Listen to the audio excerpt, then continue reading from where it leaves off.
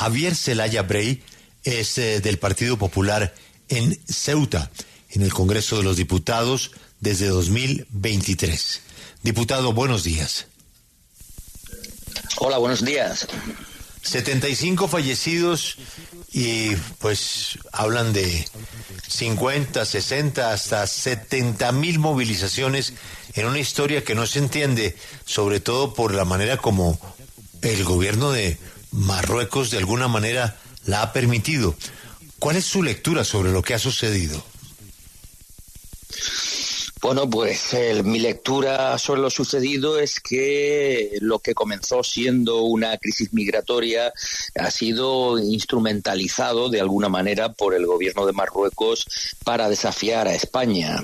Y hay que tener en cuenta que el Reino de Marruecos tiene una injusta reivindicación política sobre Ceuta y Melilla, pues simplemente porque están en el norte de África y por lo tanto por vecindad geográfica a lo que es el Reino de Marruecos. Sin embargo, la vinculación de ambas ciudades a España se remonta pues prácticamente a finales de la Edad Media e inicios de la Edad Moderna. O sea, Melilla es española desde 1497, solamente 5 años después de que Colón llegase a América. Y Ceuta era portuguesa desde 1415. Y desde entonces han estado siempre vinculadas a poderes políticos de la península ibérica, a la monarquía hispánica, ¿no? Y ya digo, por tanto, lo que ha empezado como crisis migratoria se ha convertido, según parece, en un intento, en un arma política por parte del gobierno marroquí. Sí, señor Zelaya. El presidente del Partido Popular, Alberto Núñez Feijóo, ha asegurado que es difícil que España consiga el respeto de terceros países con la gestión del gobierno durante esta crisis. En caso de que usted comparta este diagnóstico, ¿en qué considera que falló el Ejecutivo? Pues falló absolutamente en todo, porque lo primero que hay que recordar o conocer es que en mayo de 2021 ya tuvimos un primer episodio así. En aquel momento se desbordó la frontera y se produjo la irrupción de entre 10.000 y 12.000 personas marroquíes en nuestra ciudad, de manera, bueno, pues tal y como estamos viendo las imágenes de ahora. O sea, no es la primera vez que esto ocurre, ¿no? Ahora lo que ha pasado es que se ha multiplicado la dimensión por 5 o por 6, porque no hay cifras exactas de cuántas personas irrumpieron en Ceuta el 30 de julio, pero pudieron ser como mínimo 60.000 e incluso pudieron llegar a equivaler o superar la propia población de la ciudad de Ceuta.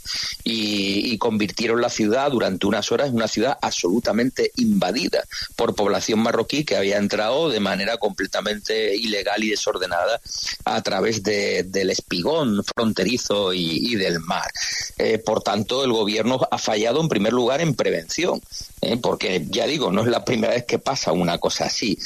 Ha confiado toda la protección y la defensa de las fronteras españolas en Ceuta y Melilla a la buena voluntad de Marruecos y a la buena relación con Marruecos. No hay que olvidar que en 2022 el gobierno de Pedro Sánchez, socialista, dio un giro radical a la política tradicional española respecto al Sáhara Occidental, de apoyar o favorecer un referéndum en el cual los saharauis pudiesen expresar libremente si querían ser marroquíes o si querían ser un país independiente, y sustituir esa opción por un Sáhara convertido en una autonomía dentro del Reino de Marruecos, ¿no? Sí. Entonces ese giro completamente unilateral dado por el gobierno de Pedro Sánchez, incluso en contra de los deseos y los sentimientos de muchos de los votantes socialistas que tradicionalmente han sido pro-saharauis, pues todavía nadie conoce, nadie sabe en España a qué se debe y nunca tuvo el respaldo del Parlamento. Diputado,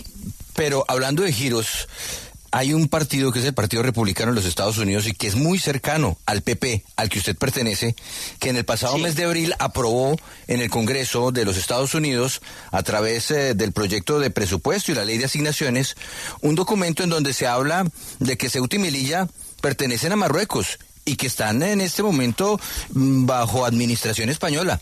¿Qué opina al respecto?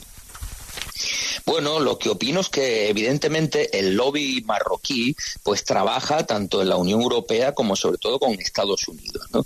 En Marruecos tiene la gran fortuna histórica de que fue prácticamente el primer país que reconoció la independencia de los Estados Unidos cuando alcanzan cuando se constituyen como nación, ¿no? Después de su lucha contra la corona británica.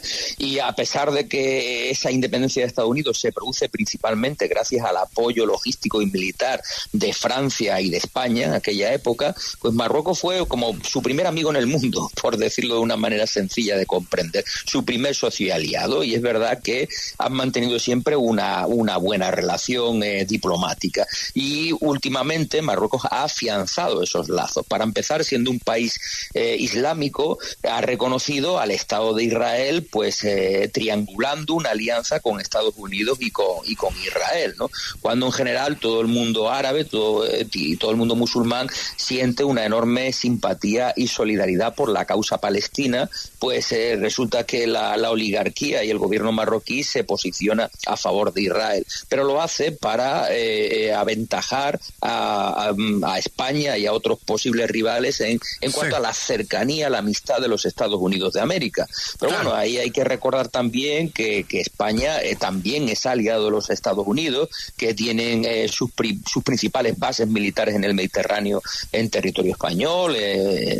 Tiene muchos intereses. España es miembro de la OTAN, ¿no? Entonces es verdad que la presión marroquí intenta comernos terreno, y luego, bueno, también ese documento que no tiene ningún valor jurídico, sino simplemente es un informe en la elaboración de una norma presupuestaria y que, bueno, realmente no es una declaración solemne, por así decirlo, ni del Partido Republicano ni del Congreso de los Estados Unidos, sino simplemente ya de un documento secundario que está influido por estas tesis. Y luego también hay que tomar en consideración que lamentablemente el gobierno de Pedro Sánchez, el gobierno socialista, social comunista, pues está apoyado por Sumar en coalición, pues se ha dedicado una y otra vez a incordiar, ¿no?, por decirlo de alguna manera, el presidente Trump. Sí, pero le quiero preguntar, porque algunos incluso consideran que esta operación de Marruecos de provocar de alguna manera esta avalancha humana estuvo con el respaldo, como usted dice, de esa relación con Estados Unidos e Israel. ¿Usted lo ve así? Yo lo que veo es que Marruecos se siente fuerte. Eso no quiere decir que Estados Unidos o Israel hayan tenido ninguna participación en la tragedia de lo que ha ocurrido y que ha dejado, en la última cifra es de 88 muertos por ahogamiento y por aplastamiento al intentar entrar, de migrantes marroquíes, y todavía están buscando y encontrando cadáveres, o sea que la cifra podrá alcanzar el centenar, ¿no? Y ya digo, Marruecos se siente crecido, pero no hay ninguna constancia de que haya tenido un respaldo directo, ni mucho menos ni de Estados Unidos ni de Israel. Lo que sí es cierto es que la política insensata del gobierno español actual de distanciarse de sus aliados naturales, de desafiar a todo el mundo, de llevar la corriente, de atacar y provocar una y otra vez a Donald Trump, pues siendo un socio y aliado de España, pues en fin, uno puede entrar, entre aliados se puede entrar en diferencias de criterio y en opiniones críticas, pero de ahí a lo que ha hecho Pedro Sánchez, pues nosotros nos temíamos que tarde o temprano pudiese tener consecuencias negativas para España. En este caso, quizás esté relacionado con lo que hemos sufrido en Ceuta, pero ya en principio lo único certero es que es verdad que Marruecos se siente cada vez más fuerte por su relación con Israel y con Estados Unidos y por lo tanto sabe que la debilidad del gobierno español de Pedro Sánchez, y aquí encontramos otra prueba de cómo le aprieta, ¿no? Claro que sí. Caso. Pues, diputado, muy triste todo lo que estamos viendo y ojalá que se pueda superar muy pronto. Él es Javier Zelaya Brey, diputado del PP en Ceuta.